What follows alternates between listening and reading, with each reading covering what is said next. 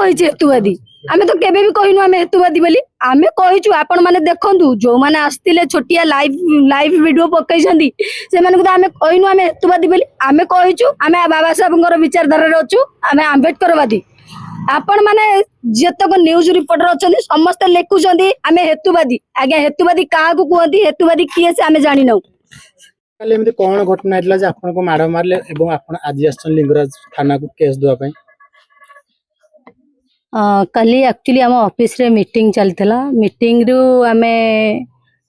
तले आवाज आसिला माने श्रीरामर आवाज आसिला एवं बाबा साहेब मुर्दाबाद संविधान मुर्दाबाद तो मु भाविली बोधे किए झगड़ा झांटी होउछन सेति आमे आम लिटू सर कहले नाई नाई सेमती किछि होनी तमे बस सेठू आई सार को फोन कले पुलिस को फोन कले से कहा फोन कले एक्चुअली मुझे जान नहीं पुलिस को फोन कले पुलिस कहले जे सर्टली गोटे भिडियोटे दियो और सर्टली भिडियोटे दियो बोली मु जस्ट बाहर को बालकोनी रे जाई छिड़ा आइची मु भिडियो एक्चुअली ऑन भी करिनी कि भिडियो मु करिनी टोटली मु बालकोनी रे जस्ट ठिया हबा अवस्था रे से माने सब टेका पथर मारिले मारिले जते बेले मु गली दौड़ी आसिकी माने रूम रे कबाड़ दे देली ऑफिस भितर कबाड़ दे देली कबाड़ भितर से माने सीढ़ी रे चढ़ी की ऊपर को जाई दिताला ऊपर को जाइकी से माने कबाट झरका आमर जो काच डोर फोर सब थिला सब भांगरुजा कर देछिनी कबाट गोईठा मारिकी भी ताकू भी भांगी देले जेते कबाट भांगी देले हमर से ऑफिस भीतर साइड रे गोटे छोटिया रूम दा अछि मु से रूम भीतर आमे 2 जण थिलु पसी गलु 2 जण भीतर पसी गलु जेते बेले मते भिडी के आनी की तळे पकेई की माने एठी तते रेप करिवु कौ संविधान बंचेब कौ ते कौ आंबेडकर बंचेब बाबा साहेब को बहुत अश्लील गाली गुलज करवा एवं कहले कौ तो भाई मान को डाक कौ आंबेडकरवादी ते बंचेब एवं बहुत माने गाली गुलज भितर माने बाबा साहेब को गोईठा मारी माने तांको फोटो को कुदी चकटी की जो भली माने डेउ थांती क्या डाकबू डाके तो क्या बंचेबू बंचे आज्ञा मत सब घोषारी की तले पकई देकी कहले यही ते रेप करू किए ते बंचेब डाके समस्त को आज्ञा मु चित्कार करुए मत बचाओ बचाओ बोली सेठी आमर मु तले पड़ी जाए आमर कालिया बोली गोटे पिला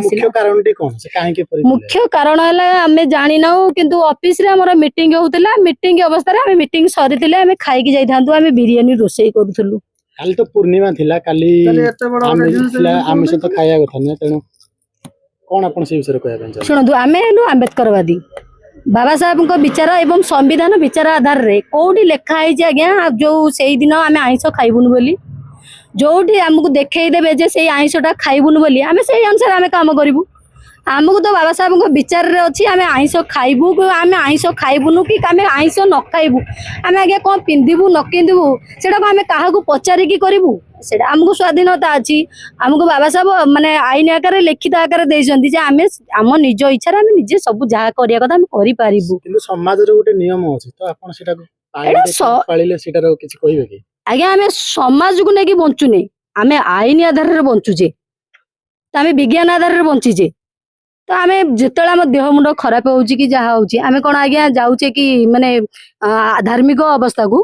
आमे तो जाउचे मेडिकल को ना विज्ञान हिसाब रे हम जाउचे हिंदू धर्म रो परंपरा भी थाए तनु कोन माने एटा केते दूर ठीक केते दूर भूल जो माने हिंदू को आघात देइछंदी बोली कहउथिबे जदी आपण माने भी कहउछंदी जे हमको हिंदू बोली आघात लागि तो आपण माने आम ना रे रिपोर्ट करि परिथांदे